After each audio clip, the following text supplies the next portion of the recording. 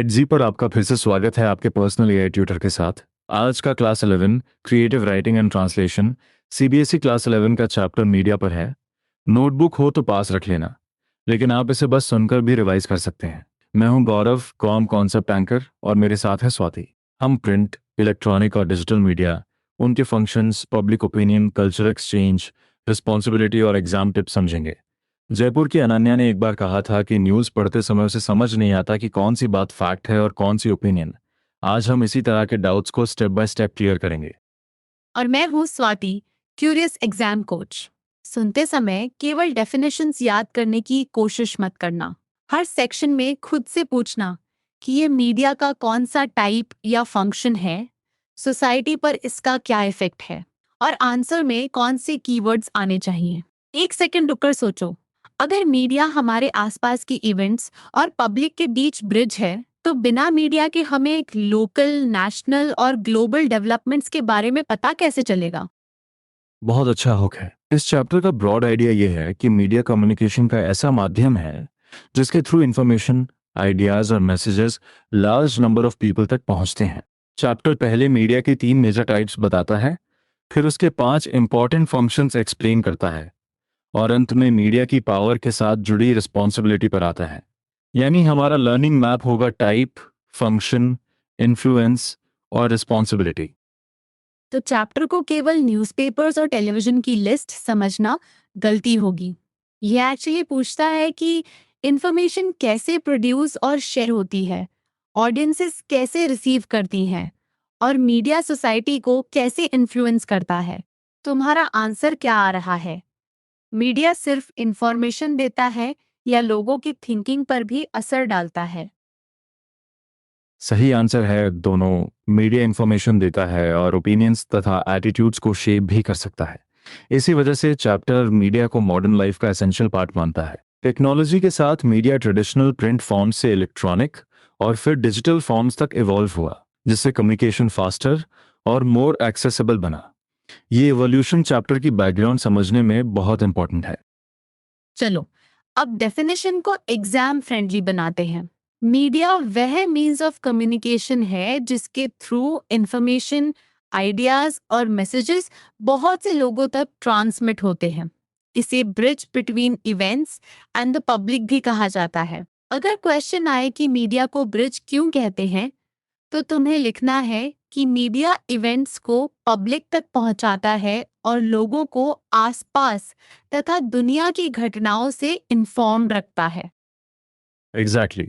यहाँ ब्रिज का मतलब फिजिकल ब्रिज नहीं है, ये कम्युनिकेशन का कॉन्सेप्चुअल ब्रिज है।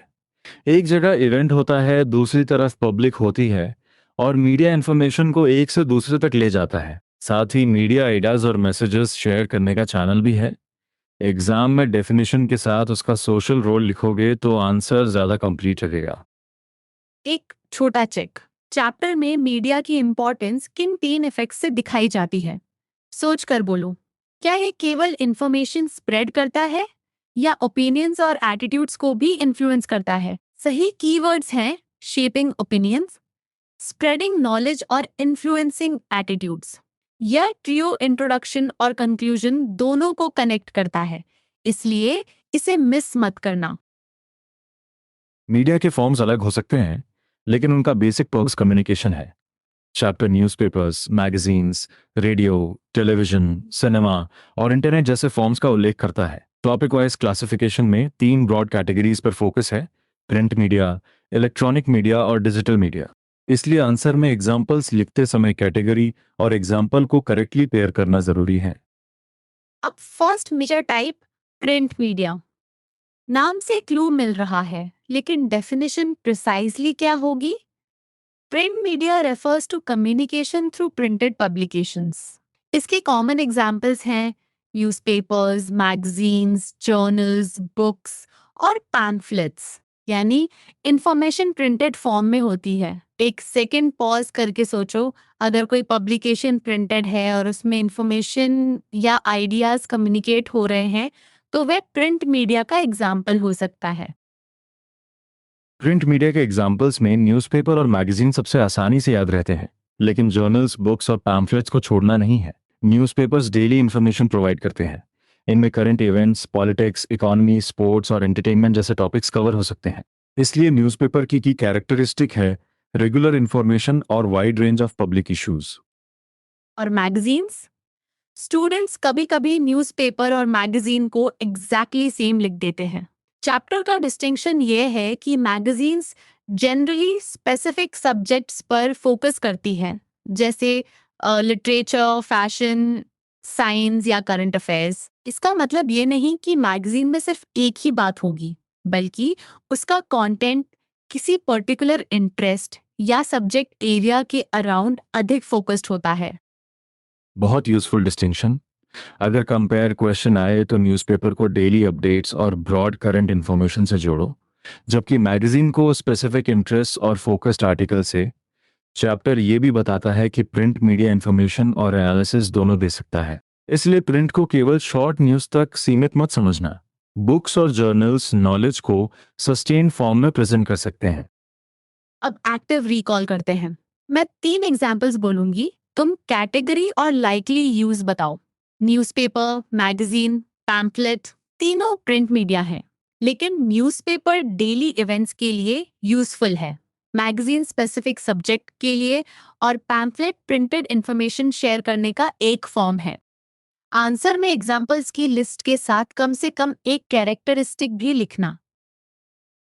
लेट्स स्लो दिस डाउन और एक आंसर फ्रेम बनाते हैं। प्रिंट मीडिया प्रिंटेड पब्लिकेशंस के थ्रू कम्युनिकेशन करता है।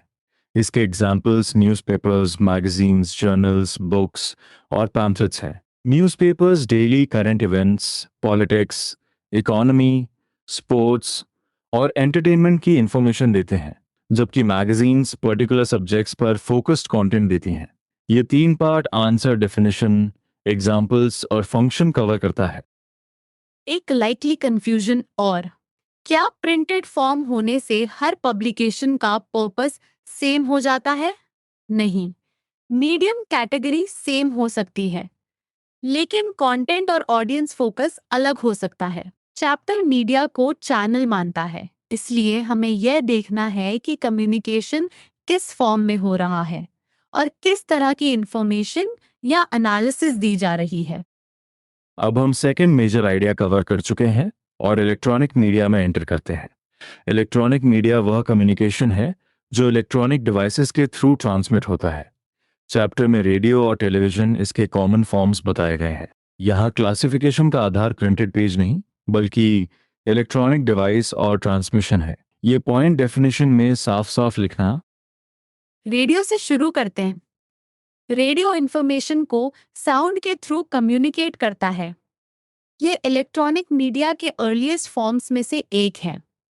लिसनर विजुअल्स के बिना ऑडियो के थ्रू इंफॉर्मेशन रिसीव करता है। एक सेकेंड रुककर सोचो, अगर किसी मीडियम की पहचान साउंड बेस्ड कम्युनिकेशन है, तो रेडियो को इलेक्ट्रॉनिक मीडिया में रखना क्यों उचित है? क्योंकि ट्रांसमिशन इलेक्ट्रॉनिक डिवाइस के थ्रू हो रही है। टेलीविजन भी इलेक्ट्रॉनिक मीडिया है, लेकिन उसकी स्पेशल फीचर साउंड और विजुअल्स का कॉम्बिनेशन है। यही कॉम्बिनेशन टेलीविजन को न्यूज़, एजुकेशन और एंटरटेनमेंट डिलीवर करने का पावरफुल मीडियम बनाता है। रेडियो ऑडियो पर डिपेंड करता है, जबकि टेलीविजन ऑडियंस को साउंड के साथ विजुअल एंगेजमेंट देता है। कंपैरिजन आंसर में यही सेंट्रल डिफरेंस सबसे पहले लिखना। मैं एक ट्रिकी क्वेश्चन पूछती हूँ, क्या टेलीविजन का फंक्शन केवल एंटरटेनमेंट है? नहीं, चैप्टर क्लियरली बताता है कि टेलीविजन न्यूज़ और एजुकेशनल कंटेंट के लिए भी इन्फ्लुएंशियल है। फिल्म्स, टेलीविजन प्रोग्राम्स और म्यूजिक एंटरटेनमेंट का हिस्सा है, लेकिन टेलीविजन की रीच और साउंड विजुअल कॉम्बिनेशन उसे इंफॉर्मेशन और एजुकेशन के लिए भी इफेक्टिव बनाते हैं। Exam point. रेडियो और टेलीविजन दोनों इलेक्ट्रॉनिक मीडिया के फॉर्म्स हैं, लेकिन उनके कम्युनिकेशन मोड्स अलग हैं। रेडियो साउंड के थ्रू इंफॉर्मेशन शेयर करता है, टेलीविजन साउंड और विजुअल्स कंबाइन करता है। इस कॉम्बिनेशन के कारण टेलीविजन न्यूज़, एजुकेशनल प्रोग्राम्स और एंटरटेनमेंट में स्ट्रॉन्ग इम्पैक्ट क्रिएट कर सकता है। ये लाइन प्रिसाइसली लिखना, क्योंकि यह डेफिनेशन और कंपैरिजन दोनों में काम आएगी। क्विक रिकॉल, मैं मीडियम बताऊंगी और तुम डोमिनेंट फीचर बोलना। Radio, sound, television, sound plus visuals. अब एक स्टेप आगे, टेलीविजन का एजुकेशनल रोल किस तरह दिख सकता है? चैप्टर डॉक्यूमेंट्रीज और एजुकेशनल प्रोग्राम्स जैसे कंटेंट की बात करता है। इसलिए आंसर में मीडियम की फीचर और उसके पॉसिबल यूज को जोड़ना अच्छा रहेगा। अब डिजिटल मीडिया की ओर चलते हैं, जो कम्युनिकेशन का न्यूएस्ट फॉर्म बताया गया है। डिजिटल मीडिया इंटरनेट और डिजिटल टेक्नोलॉजीज के थ्रू कम्युनिकेशन करता है। Websites, blogs, social media platforms और ऑनलाइन न्यूज़ पोर्टल्स इसके एग्जाम्पल्स हैं। टेक्नोलॉजी ने इंफॉर्मेशन के फ्लो को फास्टर और मोर एक्सेसिबल बनाया और यूजर्स की रोल को भी बदल दिया। डिजिटल मीडिया की सबसे इंपॉर्टेंट कैरेक्टरिस्टिक क्या है? यूजर्स केवल इंफॉर्मेशन रिसीव नहीं करते, बल्कि इंफॉर्मेशन शेयर भी कर सकते हैं और डिस्कशंस में पार्टिसिपेट भी कर सकते हैं। यही इंटरैक्टिव नेचर इसे प्रिंट और ट्रेडिशनल इलेक्ट्रॉनिक फॉर्म्स से अलग तरीके से प्रेजेंट करती है। एक सेकंड पॉज करके सोचो। रिसीव, शेयर और पार्टिसिपेट, ये तीन वर्ब्स डिजिटल मीडिया की पूरी आइडिया को पकड़ते हैं। सही। डिजिटल मीडिया में कम्युनिकेशन वन वे एक्सपीरियंस तक सीमित नहीं रहता। वेबसाइट्स और online news portals information provide कर सकते हैं, ब्लॉग्स आइडियाज प्रेजेंट कर सकते हैं और सोशल मीडिया प्लेटफॉर्म्स यूजर्स को व्यूज शेयर तथा डिस्कशंस में पार्टिसिपेट करने देते हैं। चैप्टर डिजिटल मीडिया को इंटरैक्टिव कहता है, इसलिए इंटरैक्टिविटी को आंसर का कीवर्ड बना। अब एक कॉमन मिस्टेक, इंटरनेट से जुड़ी हर बात को केवल एंटरटेनमेंट मत लिख देना। Digital media, online news, information, ideas और पब्लिक डिस्कशन का भी चैनल है। इसका फंक्शन उस कंटेंट पर डिपेंड करेगा जो शेयर किया जा रहा है। टाइप और फंक्शन अलग कॉन्सेप्ट्स हैं और एग्जाम में दोनों को मिक्स करने से आंसर कमजोर हो सकता है। तीनों टाइप्स का first recap. Print media printed publications पर बेस्ड है। इलेक्ट्रॉनिक मीडिया इलेक्ट्रॉनिक डिवाइसेस से ट्रांसमिटेड होता है और रेडियो तथा टेलीविजन इसके एग्जाम्पल्स हैं। डिजिटल मीडिया इंटरनेट और डिजिटल टेक्नोलॉजीज पर बेस्ड है तथा वेबसाइट्स, ब्लॉग्स, सोशल मीडिया और ऑनलाइन न्यूज़ पोर्टल्स इसके एग्जाम्पल्स हैं। अब तक हम first major idea, types of media, पूरा कवर कर चुके हैं। चलो क्लासिफिकेशन चैलेंज। न्यूज़पेपर को डिजिटल मीडिया बोलना टेम्पटिंग हो सकता है, क्योंकि न्यूज़पेपर का ऑनलाइन वर्जन भी हो सकता है। लेकिन चैप्टर में कैटेगरी उस कम्युनिकेशन फॉर्म के आधार पर समझी जाती है। प्रिंटेड न्यूज़पेपर प्रिंट मीडिया का एग्जाम्पल है, जबकि online news portal digital media का। फॉर्म को ध्यान से देखना, केवल नाम देखकर कैटेगरी डिसाइड मत करना। अब टाइप से फंक्शंस की तरफ मूव करते हैं। मीडिया सोसाइटी में कई रोल्स परफॉर्म करता है। चैप्टर 5 फंक्शंस हाईलाइट करता है: information, education, entertainment, public opinion और कल्चरल एक्सचेंज। इन्हें अलग अलग बॉक्सेस की तरह मत याद करो। मीडिया एक ही समय में इंफॉर्मेशन दे सकता है, एजुकेट कर सकता है, एंटरटेन कर सकता है और लोगों की थिंकिंग को इन्फ्लुएंस कर सकता है। फर्स्ट फंक्शन है इंफॉर्मेशन। मीडिया लोकल, नेशनल और इंटरनेशनल इवेंट्स के बारे में इंफॉर्मेशन प्रोवाइड करता है। इससे लोग पॉलिटिकल, सोशल और इकोनॉमिक डेवलपमेंट से अवेयर रहते हैं। अगर क्वेश्चन हो कि मीडिया पब्लिक को इन्फॉर्म्ड कैसे रखता है, तो इन तीन लेवल्स और इन डेवलपमेंट्स का मेंशन करना यूजफुल रहेगा। तुम्हारा आंसर केवल न्यूज़ देता है, लिखकर रुकना नहीं चाहिए। इंफॉर्मेशन फंक्शन का डीपर पॉइंट ये है कि मीडिया पब्लिक को अपने आसपास और वर्ल्ड के इवेंट से कनेक्टेड रखता है। चैप्टर मीडिया को इवेंट्स और पब्लिक के बीच ब्रिज कहता है और इंफॉर्मेशन फंक्शन उसी ब्रिज का डायरेक्ट रिजल्ट है। आंसर में aware, local, national, international, political, social और इकोनॉमिक जैसे कीवर्ड्स नेचुरली यूज किए जा सकते हैं। क्विक चेक, अगर कोई न्यूज़पेपर रीडर्स को इकोनॉमी और स्पोर्ट्स की डेली अपडेट्स देता है, तो प्राइमरी फंक्शन इंफॉर्मेशन है। अगर वही आर्टिकल किसी सोशल इशू पर अवेयरनेस बढ़ाता है, तो एजुकेशन भी हो सकता है। एक मीडियम का सिर्फ एक फंक्शन नहीं होता। कॉन्टेक्स्ट देखो और क्वेश्चन में जो फंक्शन पूछा गया है उसे क्लियरली एक्सप्लेन करो। सेकेंड फंक्शन है education. Media documentaries, educational programmes और इंफॉर्मेटिव आर्टिकल्स के थ्रू नॉलेज और अवेयरनेस स्प्रेड करता है। चैप्टर हेल्थ, एनवायरनमेंट, साइंस और कल्चर जैसे इश्यूज का मेंशन करता है। इसलिए मीडिया क्लासरूम का कंप्लीट रिप्लेसमेंट नहीं कहा जा रहा, बल्कि यह लर्निंग और अवेयरनेस का इंपॉर्टेंट सपोर्टिंग चैनल है। यही बैलेंस्ड वर्डिंग एग्जाम में रिस्पॉन्सिबल लगेगी। एजुकेशन फंक्शन में एक सटल पॉइंट है। मीडिया सिर्फ फैक्ट्स डिलीवर नहीं करता, अवेयरनेस भी बढ़ाता है। हेल्थ, एनवायरनमेंट, साइंस और कल्चर जैसे टॉपिक्स के बारे में इंफॉर्मेटिव कंटेंट लोगों की अंडरस्टैंडिंग इंप्रूव कर सकता है। एक सेकंड पॉज करके सोचना, क्या एंटरटेनमेंट कंटेंट भी कभी लर्निंग सपोर्ट कर सकता है? चैप्टर कंटेंट के अलग अलग फंक्शंस को रिकॉग्नाइज करने की बात करता है, इसलिए कॉन्टेक्स्ट इंपॉर्टेंट है। थर्ड फंक्शन है entertainment. Media films, television programmes, music, games और अदर क्रिएटिव कंटेंट के थ्रू एंजॉयमेंट प्रोवाइड करता है। चैप्टर कहता है कि मीडिया इमोशंस और इंटरेस्ट को अपील करके ऑडियंसेस को अट्रैक्ट करता है और शेयर्ड कल्चरल एक्सपीरियंसेस क्रिएट करता है। इसलिए एंटरटेनमेंट को केवल टाइम पास की तरह डिफाइन मत करना, इसका इमोशनल और सोशल डायमेंशन भी है। यहाँ एक रिलेटेबल थॉट। जब बहुत लोग कोई फिल्म, म्यूजिक प्रोग्राम या टेलीविजन शो डिस्कस करते हैं, तो वह शेयर्ड कल्चरल एक्सपीरियंस बन सकता है। चैप्टर एंटरटेनमेंट को इसी तरह ऑडियंस की इमोशंस और इंटरेस्ट से जोड़ता है।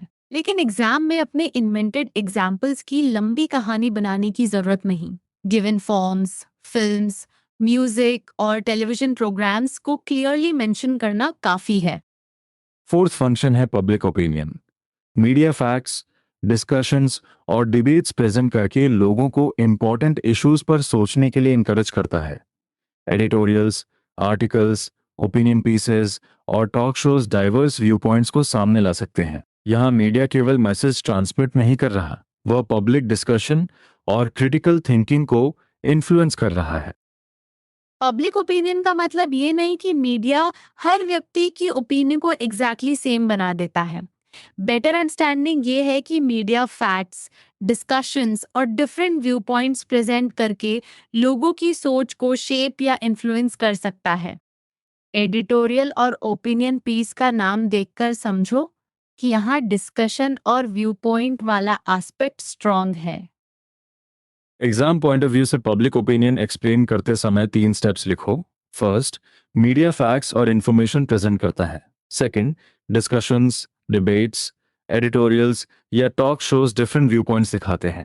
थर्ड, इससे लोगों को इंपॉर्टेंट सोसाइटल इश्यूज पर थिंक करने और ओपिनियन बनाने का अवसर मिलता है। ये लाइन प्रिसाइजली लिखना, क्योंकि ये फंक्शन का रीजनिंग बेस्ड आंसर है।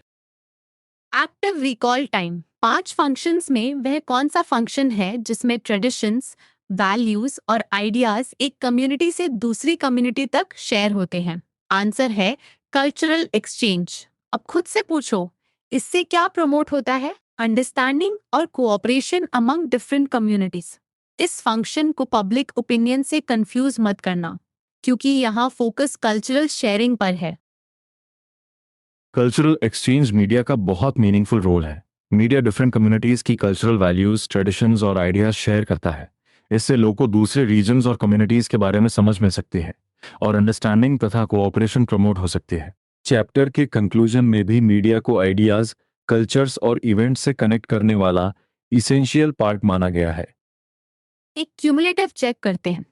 इंफॉर्मेशन पब्लिक को अवेयर रखता है, एजुकेशन नॉलेज और अवेयरनेस बढ़ाता है, एंटरटेनमेंट एंजॉयमेंट और शेयर्ड एक्सपीरियंसेस देता है, पब्लिक ओपिनियन डिस्कशंस और व्यू पॉइंट्स के थ्रू थिंकिंग को इन्फ्लुएंस करता है, कल्चरल एक्सचेंज ट्रेडिशंस, वैल्यूज और आइडियाज शेयर करके अंडरस्टैंडिंग और कोऑपरेशन बढ़ाता है। पांचों फंक्शंस को अपने वर्ड्स में बोलकर देखो।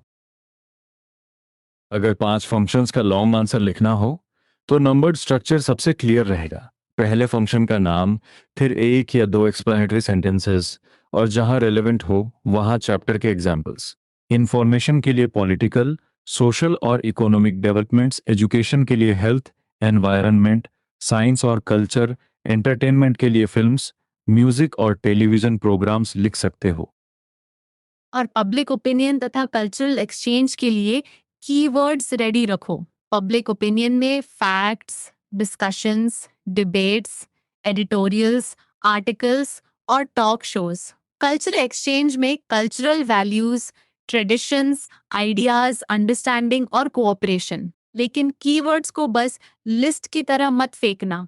हर कीवर्ड को फंक्शन के इफेक्ट से जोड़ना, तभी आंसर मीनिंगफुल लगेगा। यहाँ एक छोटा मिनी रिकैप। हमने मीडिया का मीनिंग, ब्रिज रोल, 3 टाइप्स और 5 फंक्शन समझ लिए हैं। अब अगला नेचुरल क्वेश्चन आता है, अगर मीडिया इतना पावरफुल है तो क्या उसकी कोई रिस्पॉन्सिबिलिटी भी है? इसी क्वेश्चन से चैप्टर का सबसे इंपॉर्टेंट वैल्यू बेस्ड सेक्शन शुरू होता है। और अगर इस पॉइंट पर कोई एग्जैक्ट डाउट हो तो एडजी में उसे क्वेश्चन की तरह लिखकर स्टेप बाय स्टेप डिस्कस करना यूजफुल हो सकता है। जैसे पब्लिक ओपिनियन और कल्चरल एक्सचेंज में डिफरेंस क्या है, या डिजिटल मीडिया इंटरैक्टिव क्यों कहा जाता है। पहले अपना आंसर प्रिडिक्ट करो, फिर एक्सप्लेनेशन से कंपेयर करो। यही एक्टिव रिकॉल है, सिर्फ पैसिव रीडिंग नहीं। अब मीडिया एंड रिस्पॉन्सिबिलिटी। चैप्टर का सेंट्रल वॉरिंग है कि मीडिया सोसाइटी को इन्फ्लुएंस करने की पावर रखता है, इसलिए उसके साथ ग्रेट रिस्पॉन्सिबिलिटी भी आती है। मीडिया प्रोफेशनल्स से अपेक्षा की जाती है कि वे इंफॉर्मेशन एक्यूरेटली, फेयरली और रिस्पॉन्सिबली प्रेजेंट करें। पब्लिक ट्रस्ट बनाए रखने के लिए रिपोर्टिंग केयरलेस या मिसलीडिंग नहीं होनी चाहिए। एथिकल जर्नलिज्म के 3 कोर पॉइंट्स चैप्टर में बहुत क्लियरली आते हैं। पहला, फैक्ट्स को वेरीफाई करना। दूसरा, इंडिविजुअल प्राइवेसी का रिस्पेक्ट करना। तीसरा, सेंसेशनलिज्म अवॉइड करना। एक सेकंड पॉज करके सोचो, इन तीनों का कॉमन पर्पस क्या है? इंफॉर्मेशन को ट्रस्टवर्दी, फेयर और सोशली रिस्पॉन्सिबल तरीके से पब्लिक तक पहुंचाना। फैक्ट वेरिफिकेशन का मतलब है कि मीडिया प्रोफेशनल्स इंफॉर्मेशन को चेक किए बिना रिपोर्ट न करें। प्राइवेसी का मतलब है इंडिविजुअल्स की पर्सनल इंफॉर्मेशन और डिग्निटी का ध्यान रखना। सेंसेशनलिज्म अवॉइड करने का मतलब है न्यूज़ को अननेसेसरली ड्रामेटिक या एग्जैजरेटेड तरीके से प्रेजेंट ना करना। ये तीनों पॉइंट्स रिस्पॉन्सिबिलिटी वाले आंसर की बैकबोन है। एक कॉमन मिसकंसेप्शन है कि रिस्पॉन्सिबिलिटी केवल जर्नलिस्ट की होती है। चैप्टर ऑडियंसेस की रिस्पॉन्सिबिलिटी भी बताता है। ऑडियंस को इंफॉर्मेशन क्रिटिकली इवैल्यूएट करनी चाहिए, खासकर मिस इन्फॉर्मेशन के सामने। इसलिए रिस्पॉन्सिबल मीडिया कंजम्पशन का मतलब हर बात तुरंत मान लेना नहीं, बल्कि इंफॉर्मेशन को थॉटफुली एग्जामिन करना है। ये पॉइंट आंसर को बैलेंस्ड बनाता है। बहुत सही। मीडिया प्रोफेशनल एक्यूरेट और फेयर रिपोर्टिंग के लिए रिस्पॉन्सिबल है, और ऑडियंस रिसीव्ड इंफॉर्मेशन को क्रिटिकली इवैल्यूएट करने के लिए। चैप्टर मिस इन्फॉर्मेशन का सामना करने के लिए क्रिटिकल थिंकिंग को इंपॉर्टेंट मानता है, यानी कम्युनिकेशन चेन में सेंडर और रिसीवर दोनों की रोल है। एग्जाम में यह बैलेंस पर्सपेक्टिव लिखोगे तो केवल ब्लिंक करने के बजाय कंप्लीट अंडरस्टैंडिंग दिखेगी।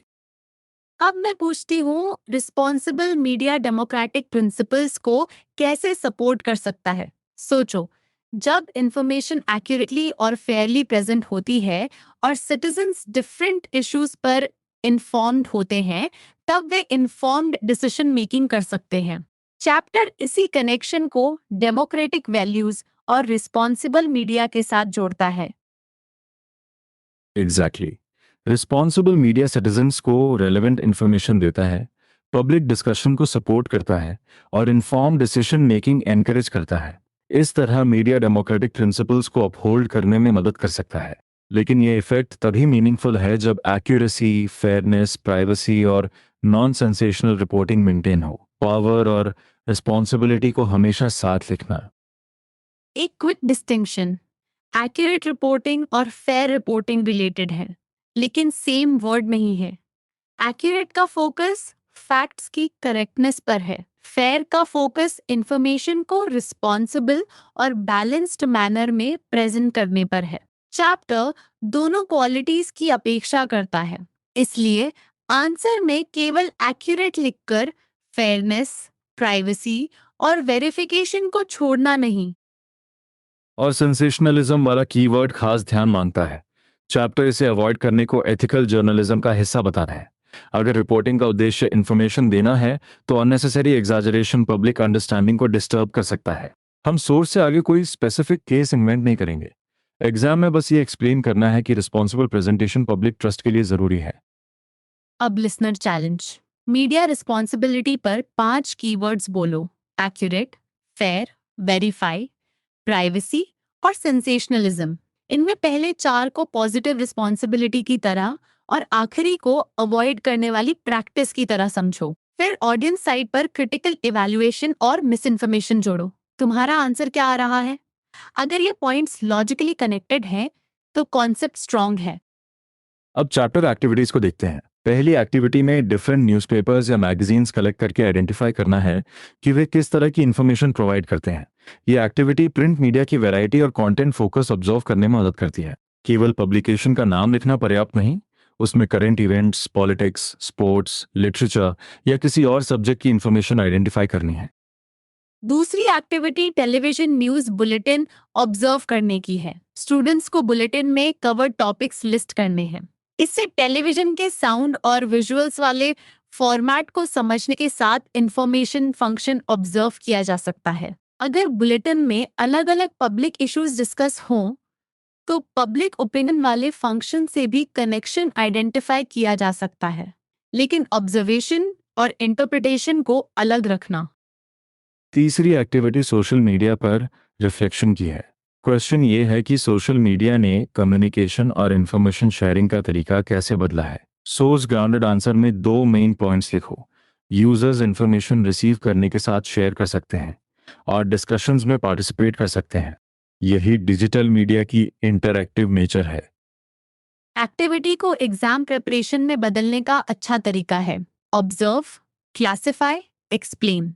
न्यूज़पेपर या मैगजीन को ऑब्जर्व करो, कंटेंट को क्लासिफाई करो, फिर एक्सप्लेन करो कि वह मीडिया के किस टाइप या फंक्शन को दिखाता है। टेलीविजन बुलेटिन और सोशल मीडिया रिफ्लेक्शन पर भी यही मेथड लगाओ। इससे रोड मेमोराइजेशन के बजाय कॉन्सेप्ट एप्लीकेशन डेवलप होगी। हमने अब चैप्टर की एक्टिविटीज भी कवर कर ली है।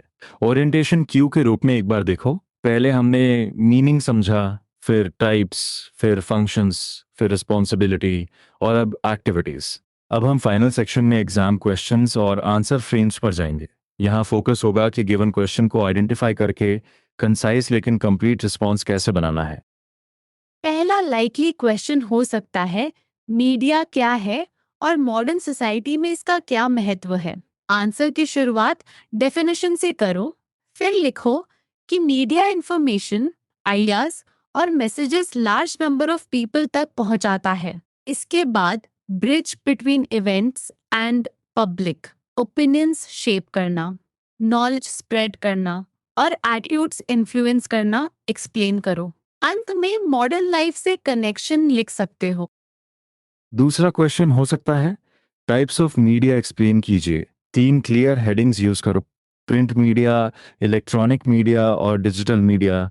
हर हेडिंग के नीचे डेफिनेशन और एग्जांपल्स दो। प्रिंट में न्यूज़पेपर्स, मैगजीन्स, जर्नल्स, बुक्स और पैम्फलेट्स। इलेक्ट्रॉनिक में रेडियो और टेलीविजन। डिजिटल में websites, blogs, social media platforms और online news portals. Structure marks बचाता है। लेकिन केवल एग्जाम्पल्स लिखकर आंसर खत्म मत करना। प्रिंट मीडिया के लिए प्रिंटेड पब्लिकेशंस, इलेक्ट्रॉनिक मीडिया के लिए इलेक्ट्रॉनिक डिवाइसेस से ट्रांसमिशन और डिजिटल मीडिया के लिए इंटरनेट तथा डिजिटल टेक्नोलॉजी जरूर लिखो। डिजिटल मीडिया की इंटरएक्टिविटी यानी रिसीव, शेयर और पार्टिसिपेट भी मेंशन करो। यही डिटेल 3 कैटेगरीज को जेन्युइनली एक्सप्लेन करती है। तीसरा लाइकली क्वेश्चन होगा, फंक्शंस ऑफ मीडिया डिस्कस कीजिए। 5 फंक्शंस को नंबर्ड पॉइंट्स में लिखना सबसे सेफ अप्रोच है। इंफॉर्मेशन के साथ इवेंट्स और डेवलपमेंट्स, एजुकेशन के साथ नॉलेज एंड अवेयरनेस, एंटरटेनमेंट के साथ क्रिएटिव कंटेंट, पब्लिक ओपिनियन के साथ फैक्ट्स एंड डिस्कशंस और कल्चरल एक्सचेंज के साथ ट्रेडिशंस, वैल्यूज, आइडियाज, अंडरस्टैंडिंग तथा कोऑपरेशन जोड़ो। चौथा क्वेश्चन मीडिया रिस्पॉन्सिबिलिटी पर हो सकता है। आंसर में मीडिया की इन्फ्लुएंस वाली पावर से शुरुआत करो, फिर एक्यूरेसी, फेयरनेस और रिस्पॉन्सिबल प्रेजेंटेशन लिखो। एथिकल जर्नलिज्म के लिए फैक्ट वेरिफिकेशन, प्राइवेसी का रिस्पेक्ट और सेंसेशनलिज्म से बचना मेंशन करो। अंत में ऑडियंस की क्रिटिकल इवैल्यूएशन और मिस इन्फॉर्मेशन के सामने सावधानी जोड़ो। यह कंप्लीट और बैलेंस्ड आंसर बनेगा। कंपैरिजन क्वेश्चन में भी यही मेथड यूज करो। रेडियो और टेलीविजन कंपेयर करते समय दोनों को इलेक्ट्रॉनिक मीडिया बताओ, फिर रेडियो के साउंड बेस्ड कम्युनिकेशन और टेलीविजन के साउंड प्लस विजुअल कॉम्बिनेशन को एक्सप्लेन करो। न्यूज़पेपर और मैगजीन कंपेयर करते समय न्यूज़पेपर की डेली ब्रॉड इंफॉर्मेशन तथा मैगजीन के स्पेसिफिक सब्जेक्ट फोकस को लिखो। डिफरेंस को टेबल की तरह नहीं, क्लियर सेंटेंसेस में भी लिखा जा सकता है। अब मैं कुछ आंसर स्टार्टर्स दूंगी जिन्हें मैकेनिकली रखना नहीं है। Media is a means of communication. Print media refers to. Electronic media is transmitted through. Digital media allows users to. Media performs several functions. और ethical journalism requires. In starters के बाद अपना explanation जोड़ना। अगर सिर्फ ओपनिंग फ्रेज लिखी और reasoning नहीं दी तो आंसर अधूरा रहेगा। एक और हाई वैल्यू स्ट्रैटेजी है टाइप, फंक्शन और रिस्पॉन्सिबिलिटी को 3 अलग क्वेश्चंस की तरह पहचानना। अगर क्वेश्चन न्यूज़पेपर, रेडियो या सोशल मीडिया के बारे में है तो टाइप और कैरेक्टरिस्टिक सोचो। अगर क्वेश्चन इन्फॉर्मिंग, एजुकेटिंग या शेपिंग ओपिनियन पर है तो फंक्शन सोचो। अगर क्वेश्चन ट्रस्ट, एथिक्स या मिस इन्फॉर्मेशन पर है तो रिस्पॉन्सिबिलिटी और क्रिटिकल इवैल्यूएशन लिखो। चलो 5 रैपिड क्वेश्चंस। पहला, प्रिंटेड पब्लिकेशंस वाली कैटेगरी, प्रिंट मीडिया।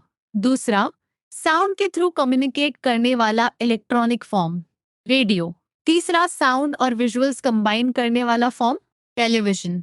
चौथा, यूजर्स को रिसीव, शेयर और पार्टिसिपेट करने देने वाली कैटेगरी, डिजिटल मीडिया। पांचवा, प्राइवेसी रिस्पेक्ट और फैक्ट वेरिफिकेशन किस सेक्शन के पॉइंट्स हैं, मीडिया एंड रिस्पॉन्सिबिलिटी। अब फाइनल लेयर्ड रिकैप शुरू करते हैं। Layer 1, definition. मीडिया कम्युनिकेशन का मीन्स है जो इंफॉर्मेशन, आइडियाज और messages large number of people तक पहुंचाता है। Layer 2, role. यह इवेंट्स और पब्लिक के बीच ब्रिज है, ओपिनियन शेप करता है, नॉलेज स्प्रेड करता है और एटीट्यूड्स इन्फ्लुएंस कर सकता है। Layer 3, types. प्रिंट मीडिया में न्यूज़पेपर्स, मैगजीन्स, जर्नल्स, बुक्स और पैम्फलेट्स आते हैं। इलेक्ट्रॉनिक मीडिया में रेडियो और टेलीविजन आते हैं। डिजिटल मीडिया में websites, blogs, social media platforms और ऑनलाइन न्यूज़ पोर्टल्स आते हैं। डिजिटल मीडिया का स्पेशल पॉइंट इंटरएक्टिविटी है, क्योंकि यूजर्स इंफॉर्मेशन रिसीव करने के साथ शेयर और डिस्कशन में पार्टिसिपेट भी कर सकते हैं। Layer 4, functions. इंफॉर्मेशन लोगों को लोकल, नेशनल और इंटरनेशनल इवेंट्स से अवेयर रखता है। एजुकेशन, हेल्थ, एनवायरनमेंट, साइंस और कल्चर जैसे इश्यूज पर नॉलेज और अवेयरनेस बढ़ाता है। एंटरटेनमेंट, फिल्म्स, म्यूजिक और टेलीविजन प्रोग्राम्स से एंजॉयमेंट देता है। पब्लिक ओपिनियन, फैक्ट्स, डिस्कशंस और व्यू पॉइंट्स के थ्रू थिंकिंग को इन्फ्लुएंस करता है। कल्चरल एक्सचेंज, ट्रेडिशंस, वैल्यूज और आइडियाज शेयर करता है। Layer 5, responsibility. मीडिया प्रोफेशनल्स को इंफॉर्मेशन एक्यूरेटली, फेयरली और रिस्पॉन्सिबली प्रेजेंट करनी चाहिए। एथिकल जर्नलिज्म में फैक्ट्स वेरीफाई करना, इंडिविजुअल प्राइवेसी रिस्पेक्ट करना और सेंसेशनलिज्म अवॉइड करना शामिल है। ऑडियंस को भी इंफॉर्मेशन क्रिटिकली इवैल्यूएट करनी चाहिए, खासकर मिस इन्फॉर्मेशन के सामने। यही चैप्टर का रिस्पॉन्सिबल कम्युनिकेशन वाला कोर मैसेज है। अब एक सेल्फ टेस्ट बिना नोट्स देखे मीडिया के 3 टाइप्स और 5 फंक्शंस बोलो। फिर प्रिंट मीडिया और डिजिटल मीडिया का एक डिफरेंस बताओ। उसके बाद रेडियो और टेलीविजन का सेंट्रल डिफरेंस बताओ। अंत में एथिकल जर्नलिज्म पे 3 रिक्वायरमेंट्स और ऑडियंस की एक रिस्पॉन्सिबिलिटी बताओ। अगर किसी पॉइंट पर रुक गए तो वहीं से रिवीजन दोबारा शुरू करना, पूरी चैप्टर को ब्लाइंडली रीरीड नहीं। कॉमन मिस्टेक्स की फाइनल लिस्ट भी सुन लो। पहला, मीडिया को सिर्फ न्यूज़ कहना। दूसरा, प्रिंट, इलेक्ट्रॉनिक और डिजिटल कैटेगरीज के एग्जाम्पल्स मिक्स करना। तीसरा, डिजिटल मीडिया की इंटरैक्टिव नेचर भूल जाना। चौथा, पब्लिक ओपिनियन को हर व्यक्ति की सेम ओपिनियन समझ लेना। पांचवा, रिस्पॉन्सिबिलिटी में ऑडियंस की क्रिटिकल इवैल्यूएशन छोड़ देना। ये पॉइंट्स मिसमैच करना। चैप्टर का फाइनल कंक्लूजन भी इसी अंडरस्टैंडिंग पर बेस्ड है।